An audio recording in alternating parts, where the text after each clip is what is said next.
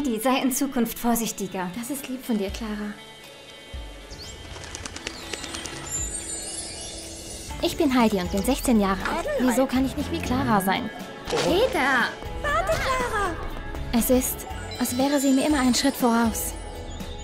Hey Peter, Clara ist ziemlich süß, findest du nicht? Dagegen bin ich Nein, ich liebe nur dich, Heidi. Heidi, das Mädchen von der Alm. Was?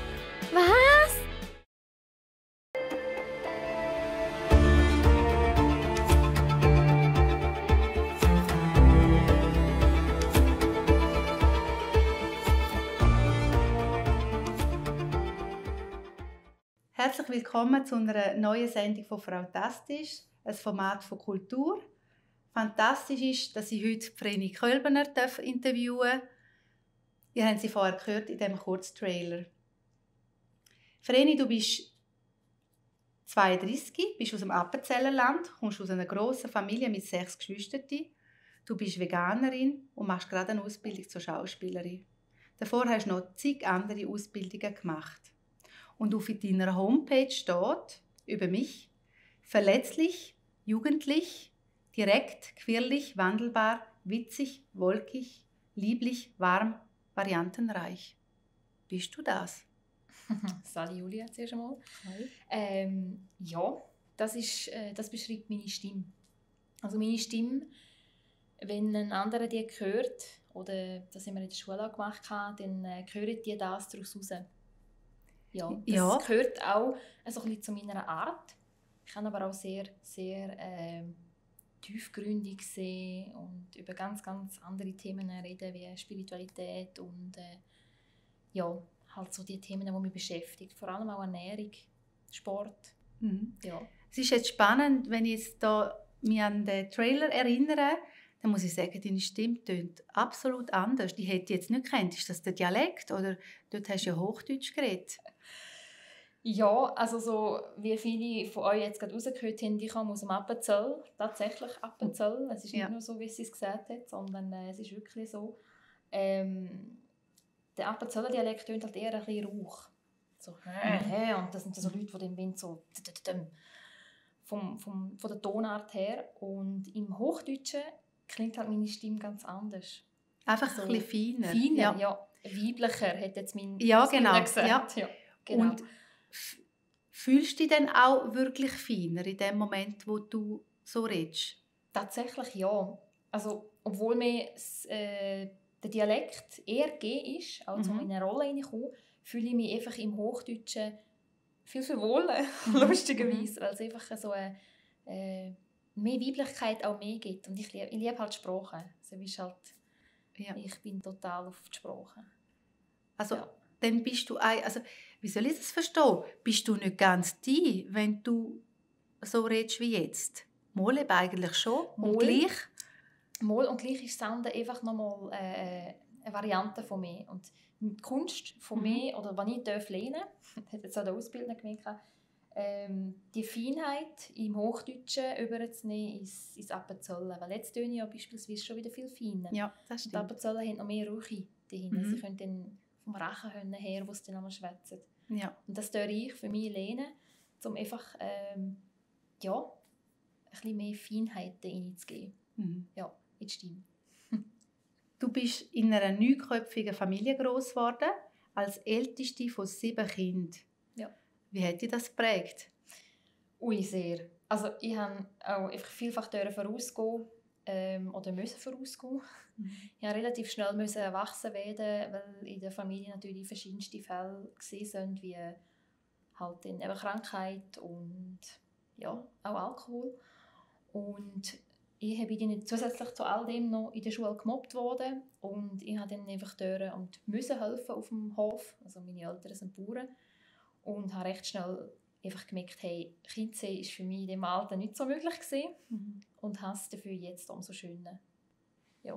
Also mit 7 Geschwistern aufwachsen, oder mit 6, Geschwistern aufwachsen, ist natürlich so, dass ich auch gewisse Vorteile natürlich geniesse. Also ich habe beispielsweise bei den Kleidern, wenn ich Kleider bekomme aus einem so Kleidersack raus, habe ich beispielsweise einfach die bekommen. Und meine Geschwister die mussten es nachtragen. Also ich musste beispielsweise nie Kleider nachtragen. Das war schon schön gewesen.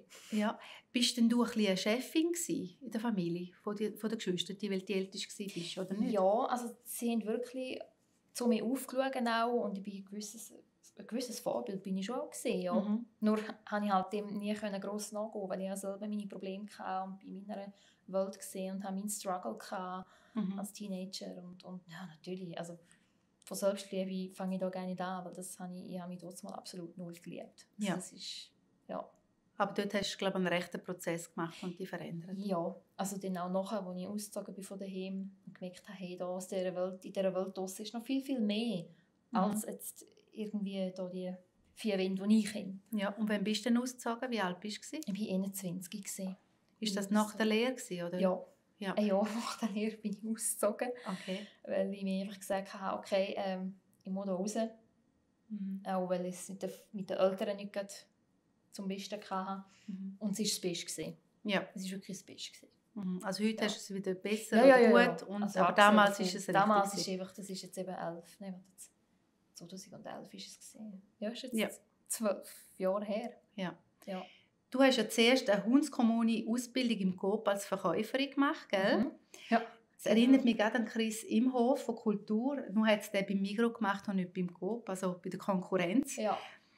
Erzähl doch mal ein bisschen über deine Ausbildung als professionelle Sprecherin. Sprich, das ist ja krass, vom einen zum anderen. Also eben, was ist da alles passiert? Und eben, kannst du auch noch über die Ausbildung schwätzen. Ja, also die Ausbildung selber habe ich bei der Speech Academy Schweiz gemacht. Die ist in Kemptal, Winterthur. Wie ich zu dem gekommen bin, muss ich ein bisschen ausholen. Es ist, das als Golf schon immer gehen, wir sagen Golfen, Appenzeller Dialekt, schon alle wieder gehen, gespielt. Sei es im Gameboy und habe irgendwelche Figuren angeblabbert oder im Manga habe ich vorgelesen. Mangas sind Comics. Und meine Geschwister haben zugelassen. Und ich war total in diesem Film gesehen. Und irgendwie hat mich das halt immer fasziniert. Und dann habe ich gedacht, ja, okay, mich fasziniert Synchronsprechen. Wie wäre ich Synchronsprechen? Gut, ich brauche eine Schauspielschule, 4 Jahre Ausbildung. Und habe dann 2016 Anlauf genommen, oder wollte nehmen, oder 15 ist es. Und dort bin ich gescheitert. Und dann habe ich dann alles aufgegeben, habe alles hergeworfen und gesagt, okay, der muss nichts sehen. Und ist mir immer nachgegangen, immer.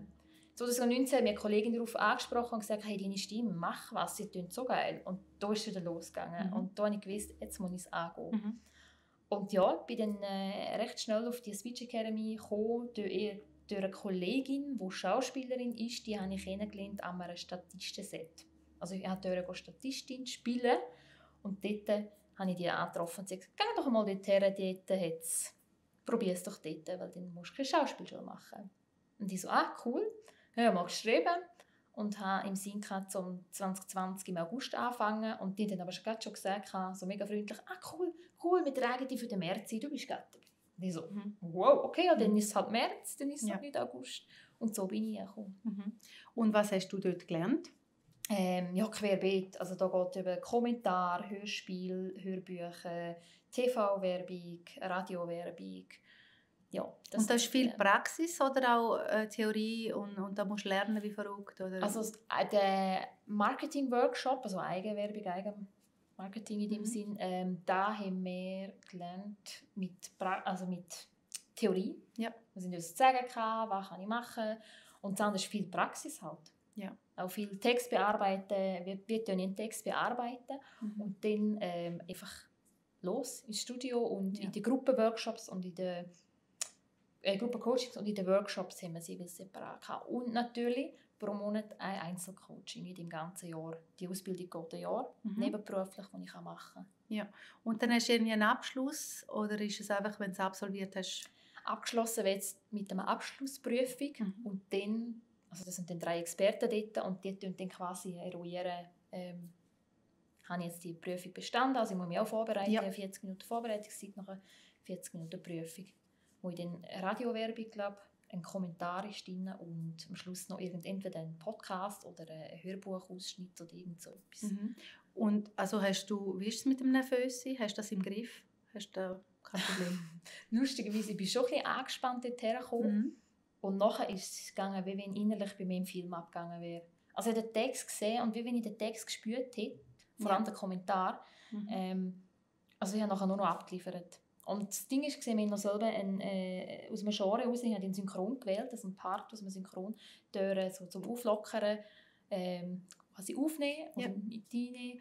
Und nachher ist die Radiowerbung gekommen, ziemlich schnell, und die, dann hat er gesagt, ja, les an. Dann sagt einer, das ist der Rudi Rauch, das ist die Ikone vom Synchron. Er hat unter anderem auch «Meine Schweiz, deine Schweiz» moderiert auch. Und er ist jetzt ein Dozent von uns. Okay. Und dann hat er gesagt, wow, ja, ich soll da mal Prima Vista, eine Radiowerbung. Dann hat er gesagt, okay, ich habe eine Affinität für das. Und beim Kommentar, also da hatte ich Musik drin, da habe ich gerade schon, das ganze Feeling ist gerade da gewesen. Also ich habe die Wörter am richtigen Ort abgesetzt. Es war mega cool gewesen. Also hat die Ausbildung deinem Selbstwert auch gut getan? Ja. So Letzten Endes ist es eine Lebensschule. Ja. Ja. Also würdest du es jedem empfehlen, der so Sachen gerne macht? Ja, wirklich. Mhm. Und kann man das so sagen, dass du Blut gelegt hast, weil jetzt bist du ja an einer Schauspielausbildung dran? Genau, also eine einjährige Schauspielausbildung, ja, genau. Die ist dann dieses Jahr im Sommer fertig. Mhm.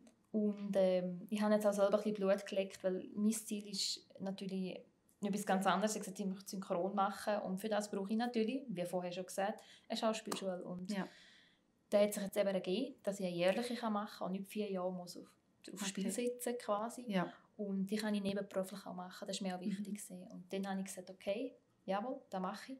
Ich will synchron. Und jetzt, wo ich so drin bin, denke ich mir so, doch, vor der Kamera stehen macht mir auch Spass. Ja, also einfach, du bist sehr fachlich jetzt hier am Erklären. Für den Laien ist es so, die Schauspielausbildung brauchst du, um in das Gefühl hineinzukommen von dem Charakter, wo du da redest, oder? Also wo ich spiele. Oder spiele, ja, genau. Letzten Endes geht's ja, mein Lehrer sagt immer, Fühlen hilft beim Fühlen. Ja. Das gelingt mir auch nicht immer gleich. Je nach Tag ist es natürlich ein bisschen anders. Und es ist einfach, ich lerne Techniken, wenn ich in ein gewisses Gefühl hineinkomme. Also ich hole mir Hilfsmittel oder Gegenstände, wenn ich in das Gefühl hineinkomme. Kannst du konkret ein Beispiel machen? Beispielsweise haben wir jetzt in der Schauspielschule gerade so ein Thema gehabt, wo wir Bilder zu uns genommen haben. Und dann haben wir zuerst so eine Aufwärmübung gemacht, die jetzt hier nicht verraten, um drin reinzukommen oder um den Körper zu lockern, dass er empfänglich ist für die Emotionen. Und nachher haben wir das Bild dann zu mir genommen und haben mich die ganze Emotion quasi wie rausgeholt. Ich habe mich dann selber an eine Situation erinnert aus meiner Vergangenheit, wo das erlebt hatte. Und dann habe ich die Emotion wie nach am Schluss in das Bild oder in den Gegenstand gespeichert. Ja. Um es wiederholen. Okay, finde ich sehr spannend. Ich habe ein bisschen Schauspielerfahrung, aber natürlich so laienhaft. Und ich finde Brüllen sehr schwierig. Auf Knopfdruck. Kannst du das? Hast du das schon gelernt?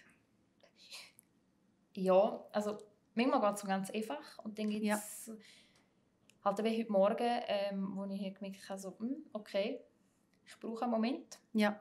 Und habe dann irgendetwas gesucht, wo ganz traurig ist, wo ich dann einfach reinkomme. Wo du reinfühlst? Wo ich reinfühle. Oder eine Situation, die ich erlebt habe, wo ich merke, hey, ist nicht so cool gewesen. Ja. Oder wo mich halt auch beschäftigt hat.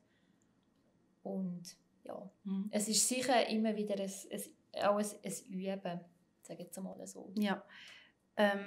Ich habe das mal gelesen, dass es schwierig ist, wenn ein Schauspieler über mehrere Monate eine Rolle spielt, die sehr negativ ist, dass das am Geist nicht gut tut. Was denkst du?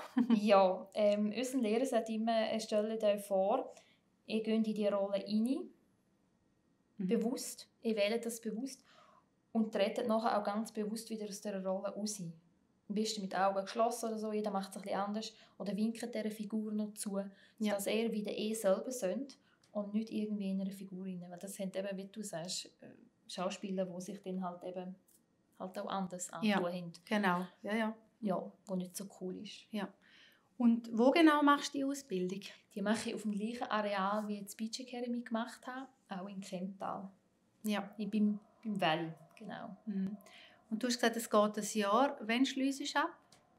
Das Jahr am Ende Juni irgendwann dort. Ja. Mitte, Ende Juni sind die Abschlussprüfungen, am 1. Juli ist die Abschlussshow. Ja. Ja. Und da sind wir jetzt schon auf dem Weg. Bist du schon ein bisschen so unter Druck oder noch nicht? Nein, gar nicht irgendwie. Also ich habe mir schon mal so ein bisschen Gedanken gemacht. Und auf der anderen Seite, sie wissen glaube ich noch selber gar nicht, wie das Programm macht oder wie sie es aufstellt. Ja. Und wie oft bist du da an dieser Schule? Einmal in der Woche. Einmal in der Woche, Immer am einen Tag? Freitag. Ah, okay. Ja. Ja. Du, ich habe auf deiner Homepage noch mehr Adjektive gefunden. Und zwar quick, fidel, vorne, da komme ich jetzt nicht ganz draus, vorne. Dass meine Stimme eher vorne ist. Ah, okay. Also präsent. Ja. So. Denn feenhaft, leidenschaftlich, lebendig, dicht, fröhlich, zielgerichtet, präsent, vielseitig, satt und zu guter Letzt sachlich. Ja. Also lass uns sachlich werden.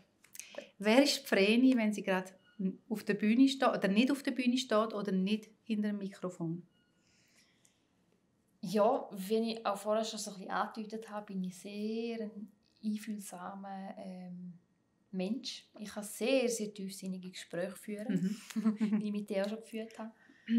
Mich faszinieren sehr viele verschiedene Themen. Also das geht über Ernährung, das geht über das Universum. Also für mich ist das Universum, für andere ist es Gott oder was auch immer. Und was ist nach dem Tod? So, das sind Sachen, die mich halt mega faszinieren, weil ich damit früher schon zu tun hatte. Und mich begeistert halt immer wieder. Ich bin vor allem auch jemand, der gerne über Lösungen schwätzt, mittlerweile. Also Lösungen sucht auch. Sucht auch. Genau.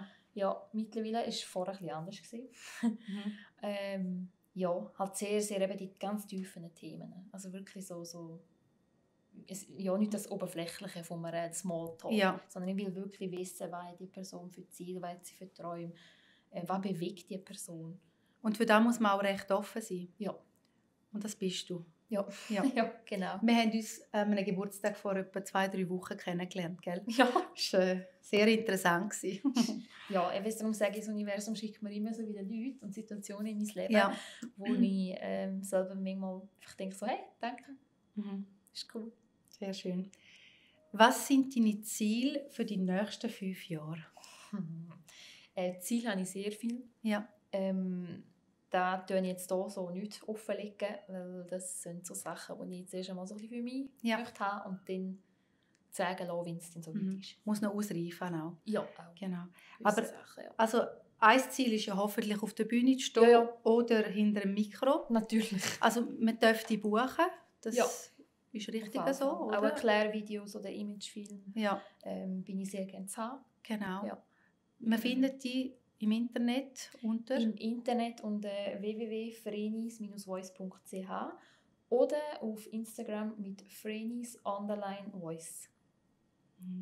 Genau. Vreni, ich wünsche dir alles Gute, dass du deine Ziele erreichst, dass du deine Ausbildung schaffst, dass du weiterhin so positiv bleibst. Mir ist jetzt aber gerade noch etwas in den Sinn gekommen, ich will noch nicht ganz abschliessen. Thema Ernährung hast du jetzt doch eben gleich 2-3 Mal gesagt. Das ist dir so wichtig. Machst du das für dich, machst du das für die Umwelt? Was würdest du den Leuten noch mitgeben? Du hast doch eine rechte Überzeugung. Okay. Also ich bin selber Veganerin, da heisst es auch nicht darum, dass ich jetzt hierher gehe und Leute missionieren. Das war früher der Fall, das gebe ich ehrlich zu. Mittlerweile, weil ich jetzt 5,5 Jahre auch schon bin, nochmal. Ich mache es für mich. Ich habe es für mich gemacht, weil ich dort mal 10 Kilo abnehmen wollte. Das habe ich auch so erreicht. Und mittlerweile mache ich es für die Tiere und für die Umwelt. Und das ist mir halt einfach wichtig geworden. Weil ich merke, ich habe mich auch viel besser gefühlt, nachdem ich da angefangen habe und dann so halt auch abgenommen habe. Ich habe gemerkt, da ist etwas gegangen, also auch von der Energie her. Ja. Ist einfach viel besser gewesen. Genau. Darum ist es mir selber immer wieder ein Thema. Wenn neben mir natürlich will diskutieren, go for it. Ja. Ich lasse einem anderen seine Meinung und ich habe meine Meinung und so kann ich auf einer sachlichen Ebene diskutieren. Ja, also dann danke vielmals, habe ich auch noch diese Frage beantwortet bekommen. Ich wünsche dir einfach wirklich alles Gute. Das war es von Frau Tastisch. Danke vielmals fürs Zuschauen und bis hoffentlich das nächste Mal.